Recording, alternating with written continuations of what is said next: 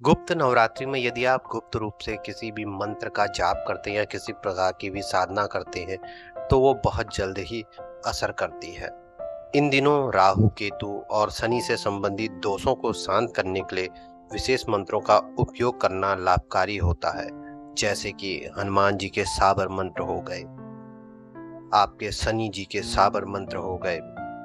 गुप्त नवरात्रि का एक विशेष उपाय यह आपको 28 जून के लिए बताया जा रहा है। 28 जून को ही शनिवार है और इस दिन तीसरी महाविद्या त्रिपुरा सुंदरी को समर्पित यह दिन है। उनका व्रत पूजन अर्चन किया जाता है और यदि आप इस दिन यह उपाय करते हैं तो आपको हनुमान जी सहित शनिदेव और साथ ही माता त्रिपुर सुंदरी का भी आशीर्वाद आपको प्राप्त होता है।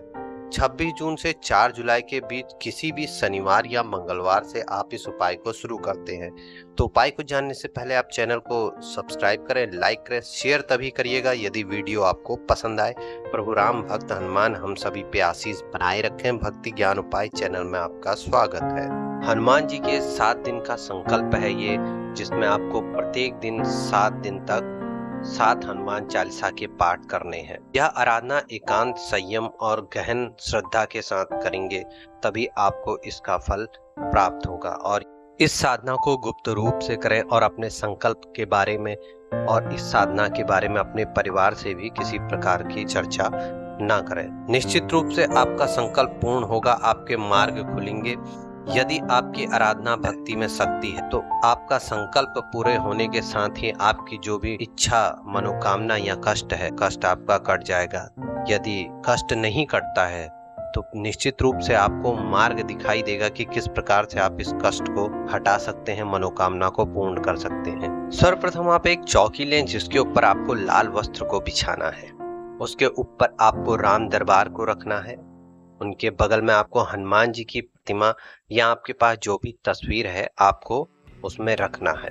उसके बाद आपको धूप दीप प्रज्वलित करना है, लाल पुष्प आपको अर्पित करना है। 1 लोटा जल आपको लेना है जिसमें से आप संकल्प के लिए जल लेंगे और 1 गिलास में भी आपको पानी रखना है जो आपको संकल्प पूरा होने के बाद पीना है।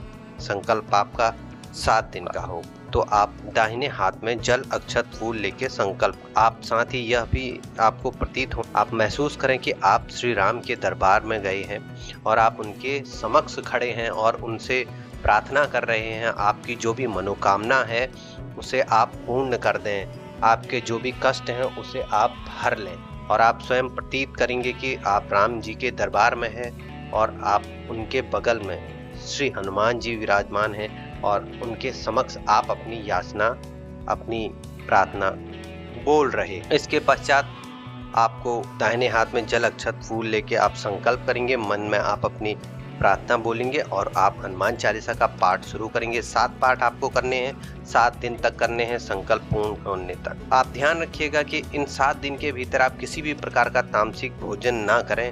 लहसुन प्याज से भी आपको दूर रहना, विशेषकर ब्रह्मचर्य का आपको पूरा पालन करना है। जब भी प्रभु राम की सेवा, श्री हनुमान की सेवा करें आप पूर्ण रूप से स्वच्छ वस्त्र पहने, बिल्कुल आप शुद्ध होकर ही पूजा करें। मन में किसी प्रकार की ईर्षा देश मत रखिएगा, किसी बुरी भावना से यह संकल्प मत लीजिएगा वरना आपका संकल्प आपको फायदे की जगह नुकसान ही पहुंचाए। इस संकल्प को पूर्ण करिए और अपनी इच्छा मनोकामना को पूर्ण करिए। लेकिन ध्यान रखिए, यदि आपको इस वीडियो को सुनने के बाद विश्वास है प्रभु पे, अपनी भक्ति पे, इस वीडियो के समाप्त होने के बाद तभी आप इस संकल्प को लीजिएगा, अन्यथा आप इस संकल्प को ना करें। धन्यवाद।